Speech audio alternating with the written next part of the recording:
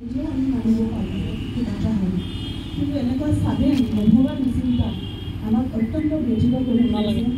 সকলো ৰাইজে মানিছে, সকলোৱে স্বতঃস্ফূৰ্তভাৱে মনাই আহিছে।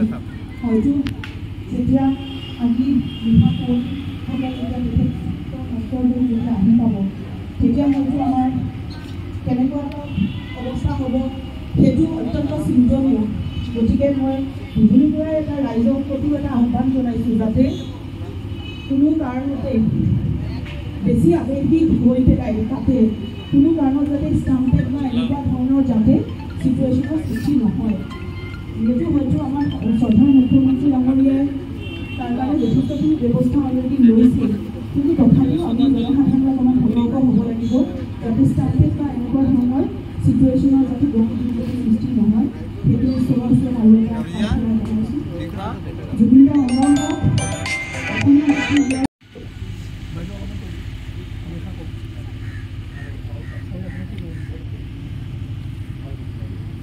আমাৰ জিলা প্ৰশাসনৰ হৈ শান্তনা বৰা বাইদেউ আছে। আজিৰ এই ক্ষণত দুই এটা আপোনাৰ পৰা সকলোকে নমস্কাৰ জনাইছোঁ।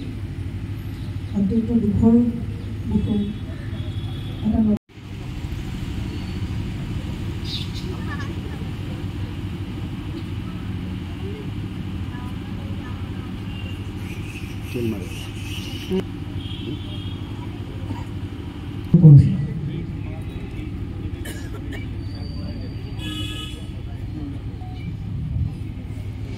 আপুনি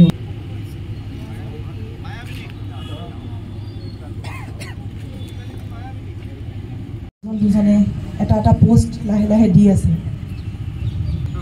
কাৰণ তেনেকুৱা ধৰণৰ বহু মিছা কেতিয়াবা কথা নিউজো আহি থাকে। তাৰপিছত হৈছে তাত ভাবিব নোৱাৰা কথা। আজি সকলো অসমবাসীয়ে কান্দিছে, হয়তো এজনো অসমবাসী এনেকুৱা নোলাব যাৰ চকুৰ পৰা এইটো ফালে চকুলো নিগৰি অহা নাই। কিহৰ কাৰণে আমি কান্দিছোঁ? আমি জাতিক হেৰুৱাইছোঁ, অসমীয়া জাতিৰ এটা পৰিচয় আমি হেৰুৱাই পেলাইছোঁ, যাৰ কাৰণে নেকি সমগ্ৰ অসমবাসী আজি ম্ৰিয়মান হৈ উঠিছে। জুবিন গাৰ্গ অকল এজন ব্যক্তি নাছিলে, এজন সংগীত শিল্পী নাছিলে, তেওঁ নিজে এটা অনুষ্ঠান আছিল। অকল আপোনালোকে সকলোৱে জানে, অকল সংগীতৰ জগততে নহয়, চলচ্চিত্ৰ নিৰ্মাণৰ পৰা আদি কৰি অভিনয়ৰ পৰা আদি কৰি তেওঁ কি কৰা নাই, পাৰ্চনেল লাইফত তেওঁ কাক সহায় কৰা নাই। তেওঁ এনেকৈ শুনিবলৈ পাইছোঁ যে প্ৰত্যেক দিনে তেওঁ ৩-৪ ঘণ্টা সময় এনেকুৱা ব্যক্তিক দিয়ে যাৰ নেকি বিভিন্ন ক্ষেত্ৰত প্ৰয়োজনীয়তা আছে। কাৰোবাৰ মেডিকেল গ্ৰাউণ্ডত হওক, কাৰোবাৰ কিবা অসুস্থতাৰ কাৰণে চিকিৎসাৰ কাৰণে খৰচা লাগে, কাৰোবাক পঢ়া শুনা লাগে।